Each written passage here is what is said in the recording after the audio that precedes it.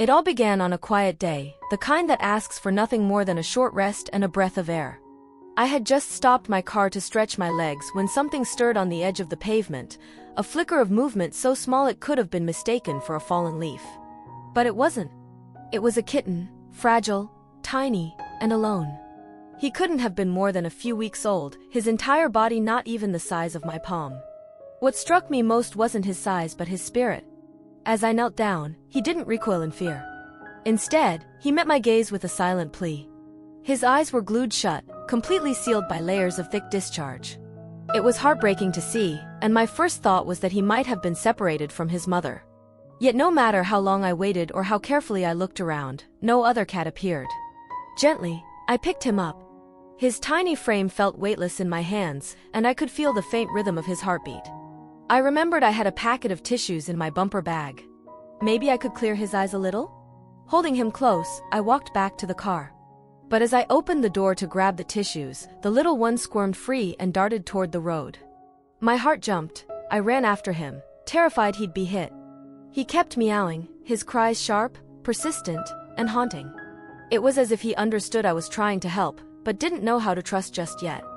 I returned with the tissues and did my best to wipe the discharge from his eyes, but the sticky crust wouldn't budge. I questioned whether I was doing it right. Was I hurting him? I didn't know. As I threw the used tissues into a nearby bin, I paused and stared at the kitten. He was too young to be alone. I couldn't shake the thought, who was I to care for a life so delicate, when I could barely keep up with my own? But the kitten made the decision for me. He crawled onto my hand and stayed there, pressing his tiny body against my palm. He was responding to me, not with fear, but trust. His quiet meows filled the silence, and I sat there, listening. That's when I decided. I couldn't walk away. I would try. We looked up nearby veterinary clinics. As I searched, the kitten sat by me, calm and still, not wandering off. Maybe he felt the same way I did, alone, uncertain, but willing to try if someone stayed by his side. I placed him gently into my bumper bag, but he wriggled, refusing to settle. So I placed him back on the roadside, unsure of what to do. Perhaps he was waiting for his mother. Perhaps she was still nearby, watching. I scoured the area again, searching every corner, but there was no sign of her. In that moment, torn between hesitation and hope, I made a decision, one I'd make again 1,000 times. I would bring him with me.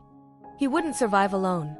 I tucked him carefully back into the bumper bag, leaving a small gap for air. That's how he came home with me.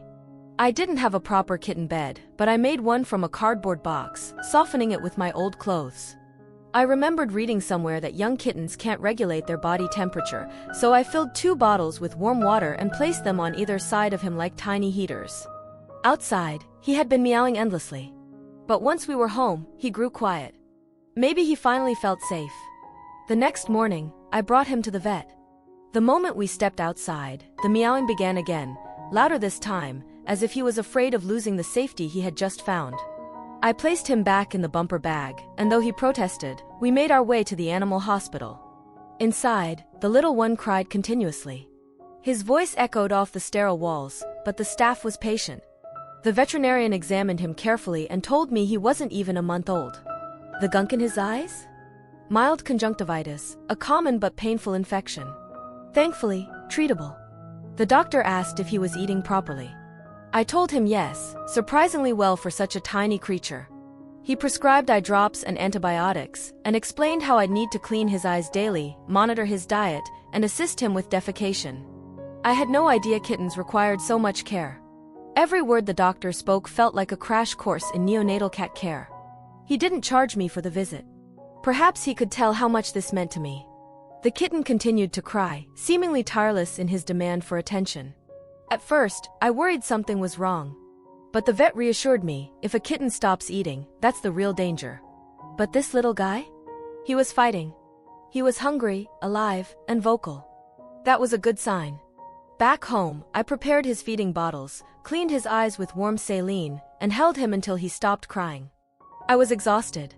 I'd never done anything like this before. But I was all in. Days passed. By day 4, the discharge had decreased, and he could almost open his eyes. Still, he showed a strange attachment to my shoes, curling up next to them like they offered some mysterious comfort. On day 5, he managed to use the litter tray by himself. A small miracle. On day 6, he started leaving his box and exploring the room, slowly, cautiously, meowing every few steps like sonar, mapping the world with sound. By day 7, his eyes were clearer, though not fully open yet. His meows had grown bolder, more confident. And when he wasn't exploring, he was glued to my side. It felt like we had known each other much longer than just a week. He was no longer the blind, frightened creature I'd found on the roadside. He was becoming a part of my life. He still can't see the world clearly, but he trusts it now, because someone chose to stay. And maybe that's all any of us need, someone to stay. Thank you for being a part of this journey. Please consider liking, commenting, and subscribing if you believe in giving second chances to lives that almost slipped through the cracks.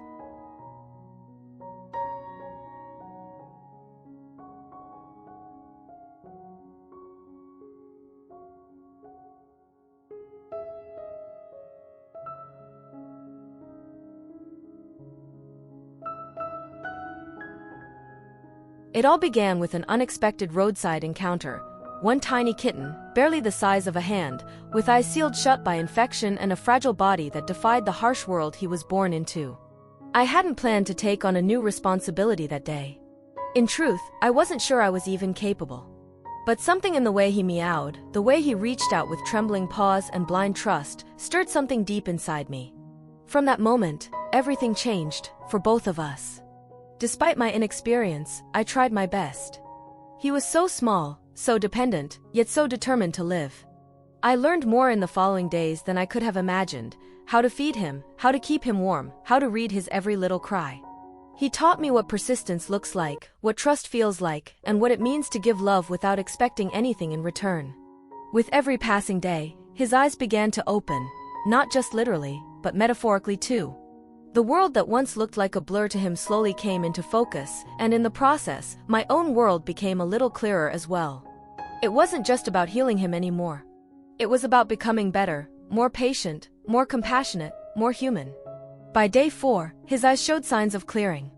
By day 6, he started patrolling his little territory, confident and curious. By day 7, he had become my shadow, my companion, my unexpected teacher. He had transformed from a helpless stray to a spirited soul who could melt anyone's heart with a single purr. And so here we are. This tiny creature who once stood at the edge of the road, abandoned and unseen, has become a testament to what care and kindness can do. He didn't just survive. He didn't just heal. He came alive. And in doing so, he breathed new life into me as well. Maybe that's the magic of rescue. It's never just one-sided. We save them, yes. But somehow, they save us too.